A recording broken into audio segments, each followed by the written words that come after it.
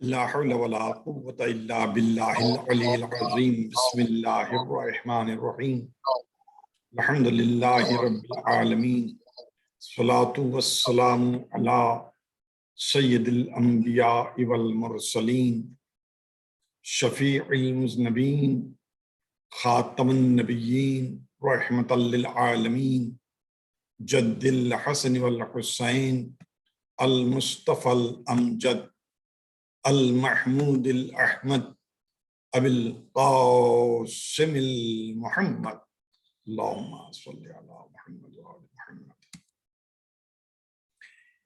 الصلاة والسلام على وآله الطيبين الطاهرين المعصومين المظلومين ولعنة الله على أعدائهم أجمعين من يومنا هذا إلى يوم الدين أما بعد فقد قال الله سبحانه تبارك وتعالى في الكتاب المجيد والفرقان الحميد وقوله الحق بسم الله الرحمن الرحيم ومن ورائهم برزخ إلى يوم يبعثون صلوات بر محمد وآل محمد اللهم صل على محمد وعلى محمد وعجل فرجهم۔ قرآن مجید کے سورہ مومنون سے جس آیت مبارکہ کی تلاوت کی گئی ہے یہ موت کے حوالے سے اس منزل کو بیان کر رہی ہے جس کے بعد انسان کی اصلی اور حقیقی زندگی شروع ہوتی ہے، اور یہ آیت موت کی منزلوں میں سے دوسری منزل کا تذکرہ کرتی ہے، اور یہ دوسری منزل نہ یہ کہ بہت طولانی ہیں بلکہ صاحبان ایمان کے لیے بہت اہم بھی ہے۔ اس منزل کا نام ہے برزخ۔ پہلی منزل ہے ملک الموت کا مرنے والے کے سرانے پہنچنا۔ اب روح کیسے قبض کی جاتی ہے، سکرات موت کی کیفیت کیا ہوتی ہے، کون سی چیزیں اس وقت مرنے والے کے ایمان کو ہی ختم کر دیتی ہیں، کون سی چیزیں اس وقت موت کی تکلیف کے لیے آسانی کا سبب بنتی ہیں، یہ ایک پورا موضوع ہے جس پر ایک نہیں بلکہ سیریز آف مجالس پڑھے جا سکتے ہیں۔ پروردگار عالم نے سورہ قاف میں موت کی کیفیت کو مزید واضح کرتے ہوئے یہ ارشاد فرمایا کہ وَجَاءَتْ سَكْرَةُ الْمَوْتِ بِالْحَقِّ ذَلِكَ مَا كُنْتَ مِنْهُ تَحِيدُ۔ موت کی بے ہوشی طاری ہو گئی اور ہم بتائیں گے کہ یہی تو وہ حالت ہے جس سے تم راہ فرار اختیار کرتے تھے، بھاگا کرتے تھے۔ پروردگار اعلان کر رہا ہے کہ جس کیفیت کو تم سننے کے لیے تیار نہیں تھے، پڑھنے کے لیے تیار نہیں تھے، فکر کرنے کے لیے تیار نہیں تھے، جس کا ذکر آ جاتا تو تم بھاگا کرتے تھے، اب وہ چیز تمہارے پاس پہنچ چکی ہے۔ پھر سورہ مبارکہ قیامہ میں ارشاد فرماتا ہے اسی موت کی کیفیت کو اور مزید واضح کرتے ہوئے کہ کلا اذا بلغت التراقی وقیل من راق، وہ وقت جب کہ تمہاری جان کو کھینچ کر تراقی تک پہنچا دیا جائے گا، تراقی یعنی فصلیوں تک پہنچا دیا جائے گا، اور پوچھا جائے گا کہ کون ہے تم کو آج بچانے والا؟ وَظَنَّ أَنَّهُ الْفِرَاقُ، مرنے والے کو بھی یقین ہو جاتا ہے کہ آج دنیا سے جدائی کا دن ہے۔ وَظَنَّ أَنَّهُ الْفِرَاقُ وَالْتَفَّتِ السَّاقُ بِالسَّاقِ، موت کی تکلیف سے پنڈلی چمٹ جاتی ہے۔ إِلَىٰ رَبِّكَ يَوْمَئِذٍ الْمَسَاقُ، آج کا دن جب کہ تم کو تمہارے پروردگار کی طرف کھینچ کر لے جایا جاتا ہے۔ یہ موت کی کیفیت کو قرآن مجید نے بہت ہی صاف اور واضح الفاظ میں بیان کیا۔ ملک الموت نے روح کو قبض کر لیا اور دنیا والوں کی نظر میں یہ شخص جو مرنے والا تھا وہ مر گیا۔ اب قرآن آواز دیتا ہے وَمِن وَرَائِهِمْ بَرْزَخٌ، یہاں سے اس کے پیچھے سے زمانہ برزخ شروع ہوتا ہے، اور یہ کب تک چلتا ہے؟ إِلَىٰ يَوْمِ يُبْعَثُونَ، اس دن تک جب تک کہ ان کو دوبارہ اٹھایا نہیں جائے گا، یعنی یوم قیامت۔ یعنی موت سے لے کر قیامت میں مرنے والے کو اٹھائے جانے تک کے زمانے کا نام ہے برزخ۔ اور یہ کیفیت مختلف لوگوں کے اعتبار سے الگ الگ ہے۔ میری والدہ کا انتقال ہوئے 1 سال ہوا ہے، اس کا مطلب وہ 1 سال سے عالم برزخ میں ہے۔ میرے والد کا انتقال ہوئے تقریباً 19 سال ہوئے، 19-20 سال سے وہ عالم برزخ میں ہیں۔ میرے دادا کا انتقال ہوئے 60 سال ہوئے ہیں، اس کا مطلب میرے دادا 60 سال سے عالم برزخ میں ہیں۔ حضرت آدم کو دنیا سے گزرے ہوئے تقریباً 8000 سال کا وقفہ ہوا، اس کا مطلب حضرت آدم 8000 سالوں سے عالم برزخ میں ہیں، اور کب تک رہیں گے؟ جب تک کہ قیامت نہ آ جائے اور پھر سے دوبارہ محشور نہ کیا جائے۔ عزیزان گرامی، موت کی چاہے جتنی بھی کیفیتیں اور جتنے بھی مراحل ہو سکتے ہوں، جیسے ملک الموت کا پہنچنا، روح کا قبض کرنا، برزخ، قیامت ہے، پل صراط ہے، جہنم ہے، جنت ہے، پھر ہر مرحلے میں کئی مراحل ہوتے ہیں۔ جیسے قیامت ہے تو قیامت میں مردوں کا اٹھایا جانا ایک مرحلہ ہے، ان کے ہاتھوں میں ان کا نامہ اعمال دیا جانا ایک مرحلہ ہے، ان کے اعمال کا چیک کیا جانا ایک مرحلہ ہے۔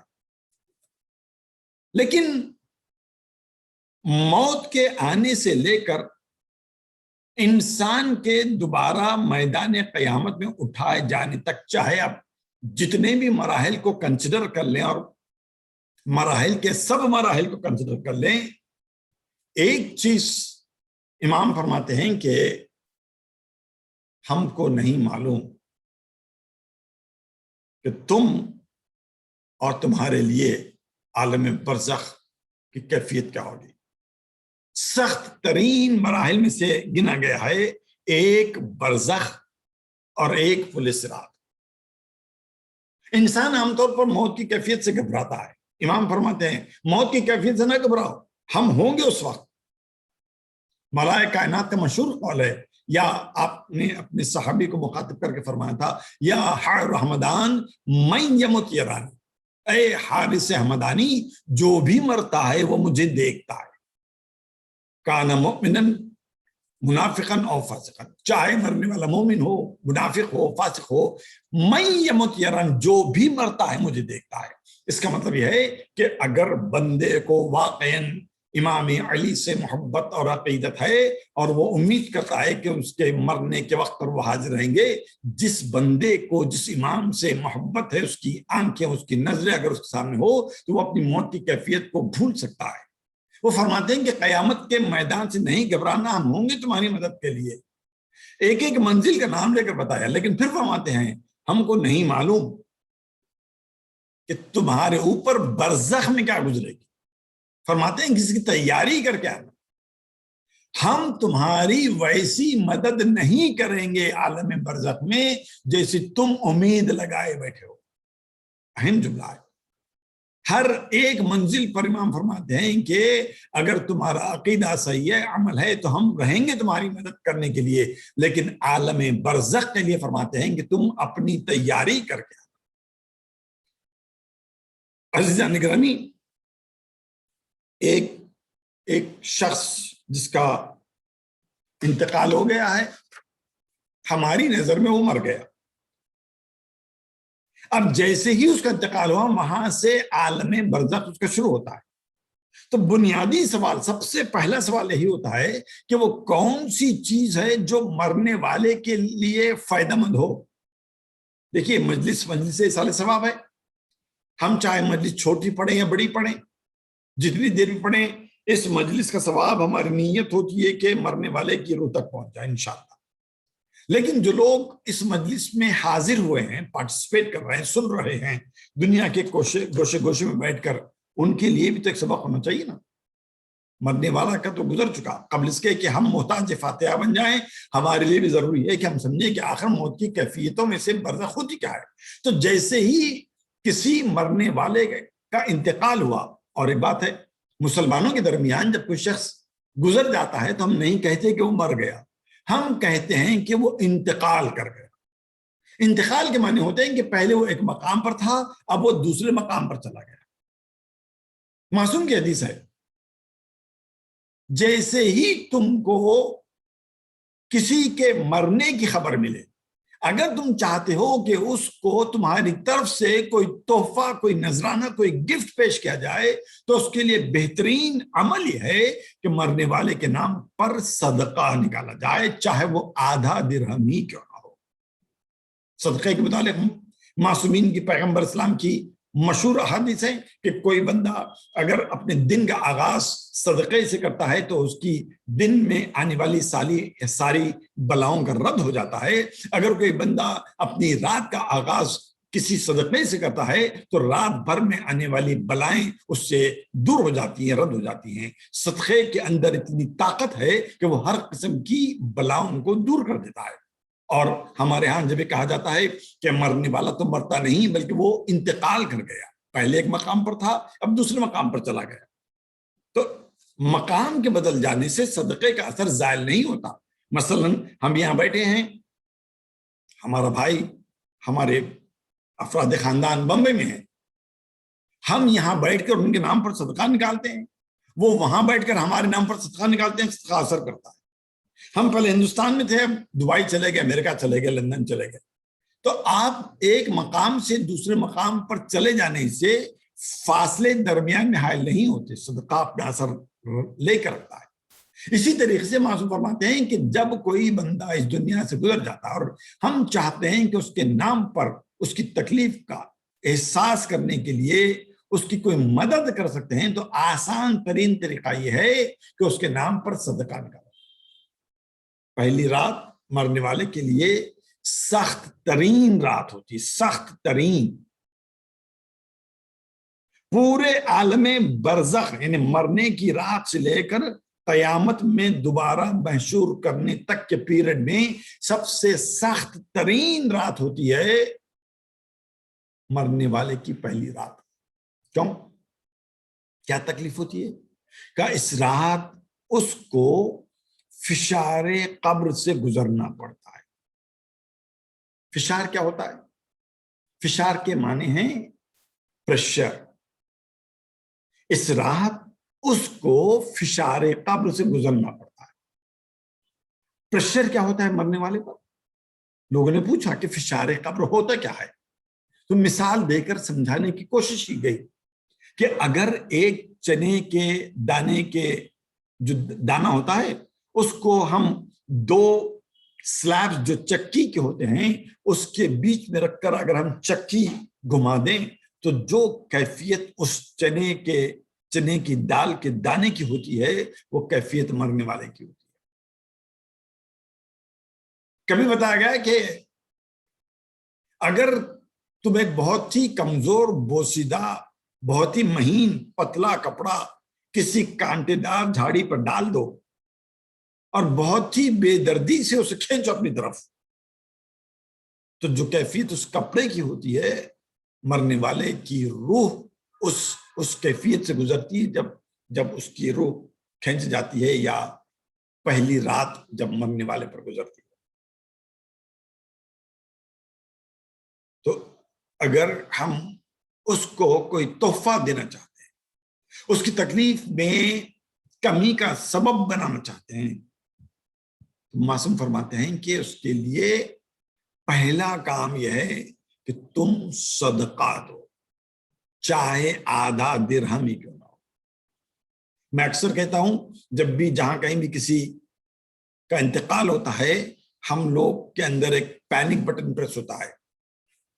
جو لوگ آئے ہیں میت کو میں پرسہ دینے کے لیے، گھر والوں سے ملاقات کے لیے، ان کا اہتمام، ان کا انتظام، ان کے بیٹھنے کے لیے، ان کے پانی کا بندوبست، ان کے لیے سایہ، ٹینٹ وغیرہ وغیرہ، ان چیزوں پر تمام گھر والوں کی، مرنے والے کے قریبی رشتہ داروں کی توجہ ہوتی ہے کہ جو لوگ ہم کو پرسہ دینے آئے وہ آسانی کے ساتھ بیٹھیں اور یہاں سے جائیں۔ کوئی بھی آدمی اس بات پر فکر نہیں کرتا کہ اس وقت مرنے والا جو کیفیت سے گزر رہا ہے اس کے لیے ہم کیا راحت پہنچا سکتے ہیں۔ اس لیے کہا گیا کہ سب سے پہلا کام، اگر تم واقعاً کسی مرنے والے کی روح کو تکلیف کم کرنے کے لیے تحفہ دے سکتے ہو، تو اس کا تحفہ یہ ہے کہ تم اس کے نام پر صدقہ کرو۔ سوال یہی پیدا ہوگا کہ ثواب صرف پیسے والا لے کر جائے؟ ثواب اسی کو ملے گا جس کے پاس پیسے اور جس نے پیسے خرچ کیے، حالانکہ کنڈیشن نہیں لگائی گئی کہ ایک سرٹن اماؤنٹ دیا جائے تو صدقہ کنسیڈر ہوگا، چاہے تم آدھا درہم ہی کیوں نہ ہو سکتا ہے کسی کے پاس آدھا درہم نہ ہو۔ کہ اگر تم صدقہ نہیں دے سکتے ہو تو اس کے لیے 2 رکعت نماز وحشت قبر پڑھو۔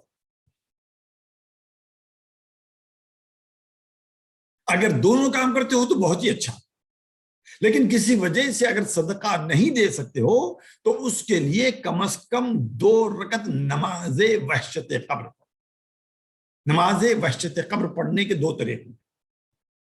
ایک طریقہ یہ ہے کہ پہلی رکعت میں سورہ الحمد کے بعد آیت الکرسی پڑھی جاتی ہے، اور دوسری رکعت میں سورہ الحمد کے بعد 10 مرتبہ سورہ انا انزلنا پڑھا جاتا ہے۔ دوسرا طریقہ یہ ہے کہ پہلی رکعت میں سورہ الحمد کے بعد 2 مرتبہ سورہ اخلاص یعنی قل هو اللہ احد پڑھی جاتی ہے، اور دوسری رکعت میں سورہ الحمد کے بعد 10 مرتبہ سورہ الہاکم التکاثر۔ یہاں ایک سوال پیدا ہوتا ہے، اگر میت کو تکلیف سے بچانا ہے تو کیا اس میت کا دفن ہونا بھی ضروری ہے، یا انتقال کے بعد کبھی بھی پڑھی جا سکتی نماز چاہے دفن ہو یا نہ ہو؟ اکثر علماء کا خیال تھا کہ دفن ضروری ہے۔ آیت اللہ سستانی نے اس مرحلے کو اس طریقے سے آسان کیا ہے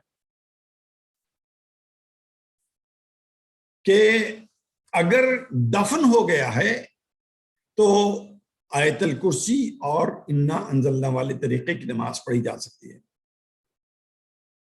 اور اگر نہیں ہوا ہے، کئی وجہ سے دفن کرنے میں تاخیر ہوتی ہے، کئی دفعہ ہم لوگ دیکھتے ہیں کہ میتوں کو ایک شہر یا ایک ملک سے دوسری جگہ لانا پڑتا ہے، یا ہاسپٹل میں ڈیلے ہوتی ہے، مختلف وجوہات ہیں۔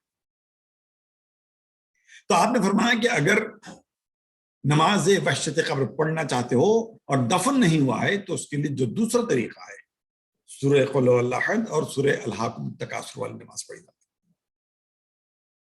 اور پھر فرماتے ہیں کہ فشار قبر سے ہر ایک کو گزرنا ہے، چاہے بڑے سے بڑا متقی پرہیزگار عبادت گزار ہی کیوں نہ ہو، اس شخص کو فشار سے گزرنا پڑتا ہے۔ فشار کی نوعیت الگ ہو سکتی ہے، یعنی جو ہم پریشر کہتے ہیں نا کہ پریشر کی نوعیت الگ ہو سکتی ہے.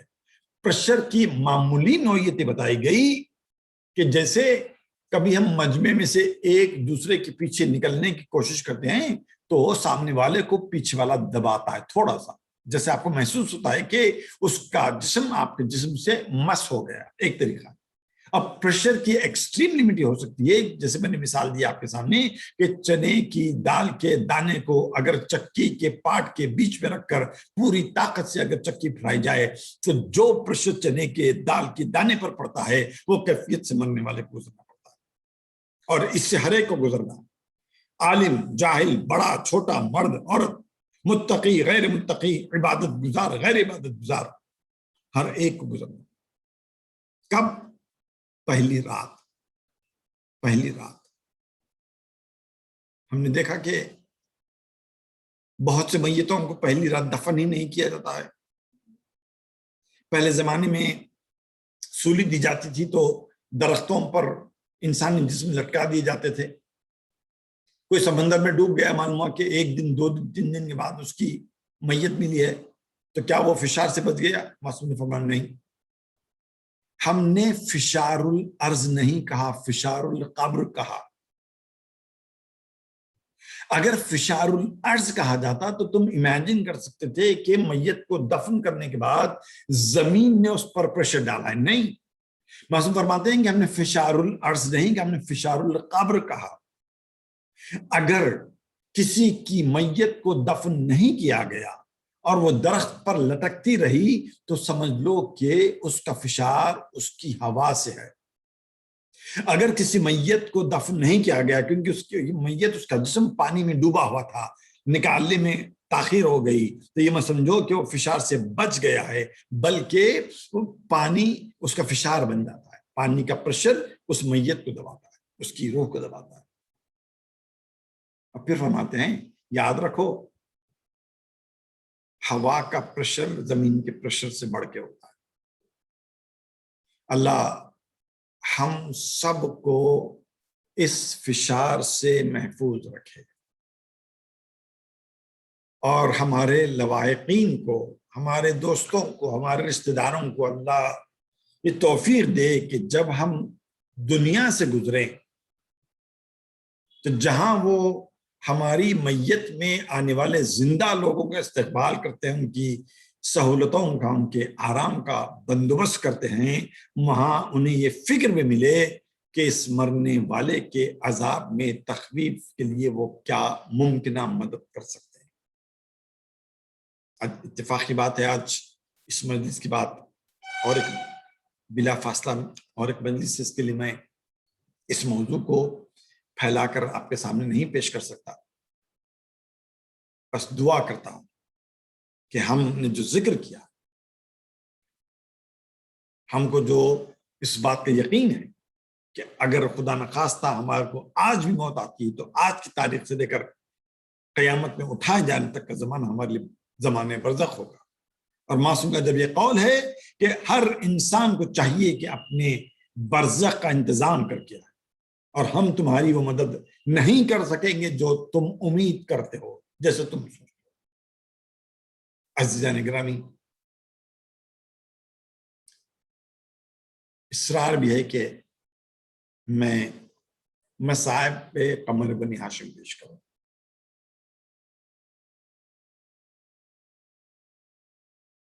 کربلا کے شہیدوں میں قمر بنی ہاشم کی ایک عجیب شہادت ہے. بہت سے مصائب یا بہت شہادتیں ایسی ہوتی ہیں کہ بیان کرنے والا بیان کرتا ہے تو آپ متاثر ہوتے ہیں, دل پر چوٹ لگتی ہے تو آنکھوں سے آنسو نکلتے ہیں.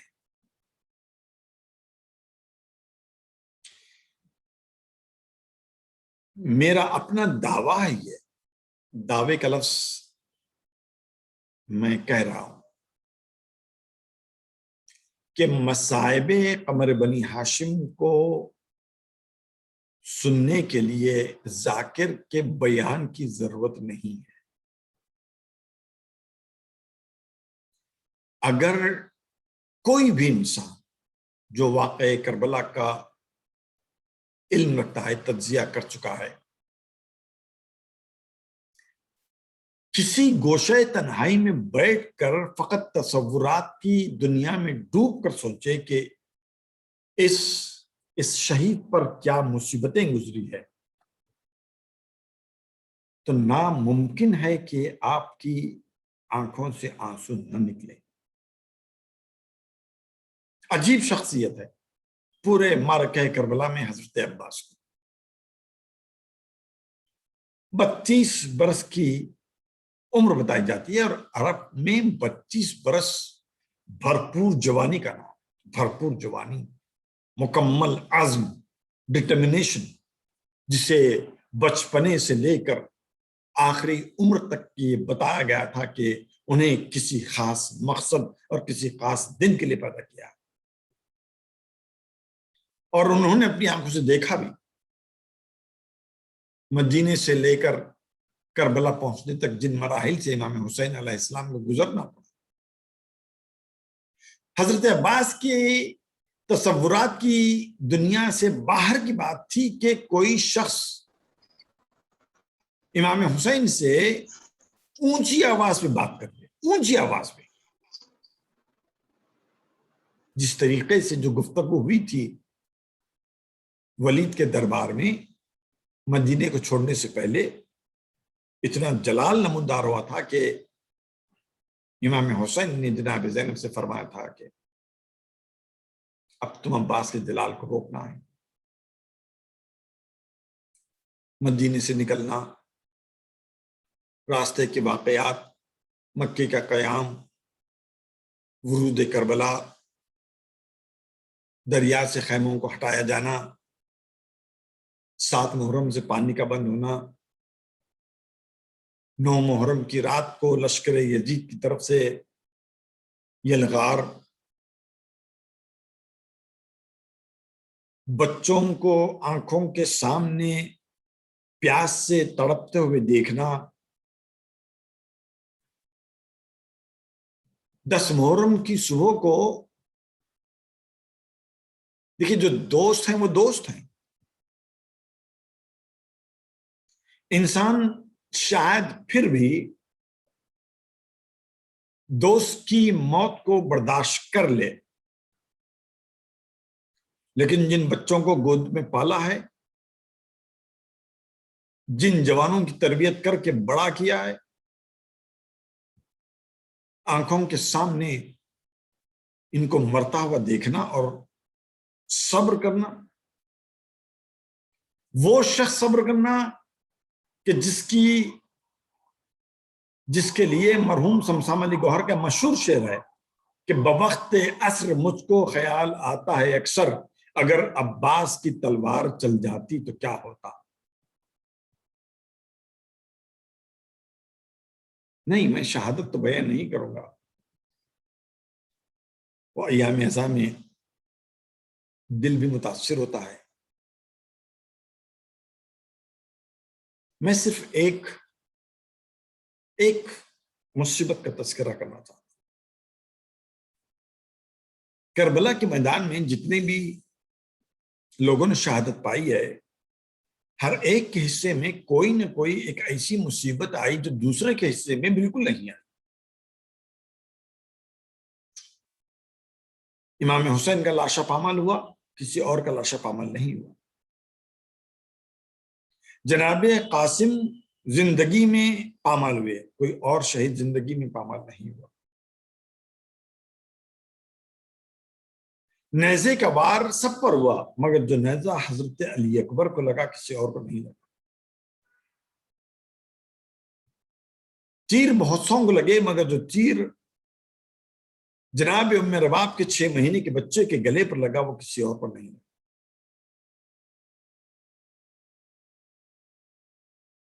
عمر بن ہاشم کے لیے کیا کہتے ہو؟ کون سی مصیبت کو گنا کر آپ کہیں گے کہ یہ مصیبت ہے جو کسی اور کے حصے میں نہیں آئی؟ ہاں، ذاکر بیان کرتا ہے کہ وہ اجازت نہیں ملی، پانی لانے گئے تھے، مشک کو پانی سے بھر بھی لیا، بچوں سے وعدہ کیے تھے کہ پانی لے کر آئیں گے، مگر جو تفصیلات بتائی جاتی ہیں، پہلے ایک شانہ قلم کیا گیا، پھر دوسرا شانہ قلم کیا گیا، اور پھر سر مبارک پر ایک گرز مارا گیا، اور اس کے بعد امام حضرت عباس نے امام حسین کو آواز دی کہ وہ گھوڑے سے زمین پر آ چکے تھے، سلام پہنچایا، اور امام حسین حضرت عباس کے قریب اس وقت پہنچے جبکہ ابھی کچھ لمحات حیات باقی تھے، تو کچھ گفتگو ہوئی، بس وہیں پر لا کر میں مجلس کو ختم کر دیتا ہوں۔ یہ پوری کیفیت آپ نے کتابوں میں پڑھی ہوگی، ذاکرین سے، علماء سے سنا ہوگا۔ یہ بتایا جاتا ہے کہ ان کو ایک آنکھ میں تیر لگا تھا،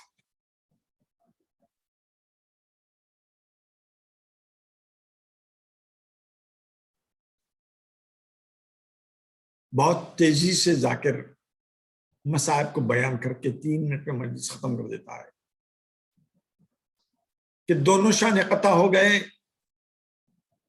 ایک آنکھ میں تیر لگا، سر پر گرز لگا،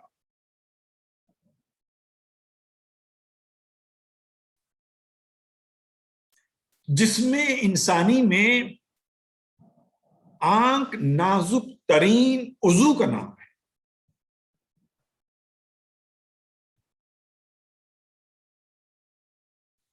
چھوٹا سا تنکا بھی اگر آنکھ میں چلا جاتا ہے تو انسان برداشت نہیں کرتا، اور بے ساختہ اس کا ہاتھ اس کی آنکھ تک چلا جاتا ہے اس تنکے کو نکالنے کے لیے۔ بس یہی ایک جملہ کہہ کر آپ کی توجہ اس طرف مبذول کرنا چاہتا ہوں کہ قمر بنی ہاشم کی آنکھ میں تیر پیوست ہو گیا، اور عام انسان بے ساختہ طور پر اپنا ہاتھ آنکھ تک لے جاتا ہے، مگر قمر بنی ہاشم اس شہید کا نام ہے کہ آنکھ میں تیر لگ گیا مگر جس میں عباس پر ہاتھ نہیں تھے۔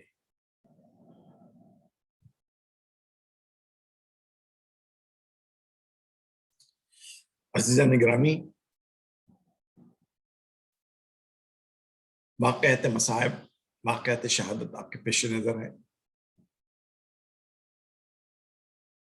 11ویں محرم کو قافلہ کربلا سے چلا، حکم ہوا تھا عمر سعد کی طرف سے کہ سارے شہیدوں کے سر کاٹ کر نیزے پہ بلند کر دیا جائے، اور بلند کیا بھی۔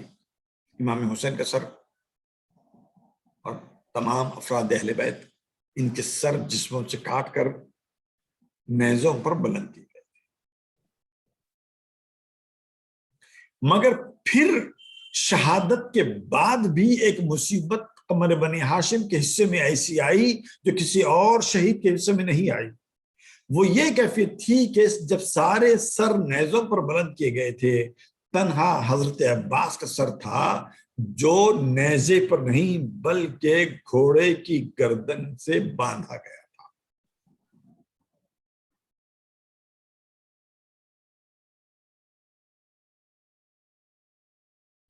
میں نے جملہ کہہ دیا، آپ نے سن لیا کہ سر گھوڑے کی گردن میں باندھا گیا تھا۔ میں نے پڑھا ہے کہ سر گھوڑے کی گردن میں کیسے باندھا گیا تھا۔ ہمت نہیں ہے کہ آپ کے سامنے وہ بیان کروں، لیکن آپ سے گزارش ضرور کروں گا کہ آپ خود سوچتے جائیں کہ جب کسی کٹے ہوئے سر کو گھوڑے کی گردن میں باندھا گیا تھا تو کیسے باندھا گیا تھا۔ ایک اشارہ اتنا ضرور ملا کہ اس طریقے سے باندھا گیا تھا کہ گھوڑا جب چلتا تھا، یعنی سفر ہوا ہے کربلا سے کوفہ، کوفے سے شام تقریباً 1480 میل کا سفر. یہ کیفیت رہی راستے بھر میں کہ گھوڑا جب چلتا تھا تو یہ کٹا ہوا سر زمین سے بار بار ٹکراتا جاتا تھا. سر زمین سے جب بار بار ٹکرایا گیا تو کیفیت کیا ہوئی؟ قید شام سے رہائی کے بعد جب شہداء کے سر واپس دیے گئے تو جناب زینب نے امام زین العابدین سے سوال کیا تھا حضرت عباس کے سر کو دکھا کر کہ بیٹا یہ کس کا سر ہے جو ہمیں واپس دیا گیا؟ تو جناب سید سجاد نے جناب زینب سے کہا تھا کہ پھوپھی اماں آپ نے پہچانا نہیں، یہ چچا عباس کا سر ہے. تو جناب زینب نے بڑے تعجب سے کہا تھا میرا عباس تو ایسا نہیں تھا. وَسَيَعْلَمُ الَّذِينَ ظَلَمُوا أَيَّ مُنقَلَبٍ يَنقَلِبُونَ أَلَا لَعْنَةُ اللَّهِ عَلَى الظَّالِمِينَ رَبَّنَا تَقَبَّلْ مِنَّ هَذَا الْبَيَانَ رحم الله على من قرأ الفاتحة على أرواح المؤمنين والمؤمنات. میں آپ کے سامنے کچھ نام پیش کر رہا ہوں. گزارش ہے کہ سورہ الحمد تلاوت فرما کر ایصال ثواب فرمائیں.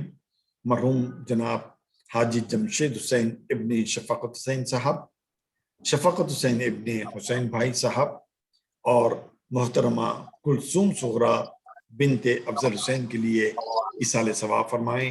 بسم اللہ الرحمن الرحیم الحمد للہ رب العالمین الرحمن الرحیم مالک یوم الدین ایاک نعبد و ایاک نستعین اہدنا الصراط المستقیم صراط الذین انعمت علیہم غیر المغضوب علیہم ولا الضالین.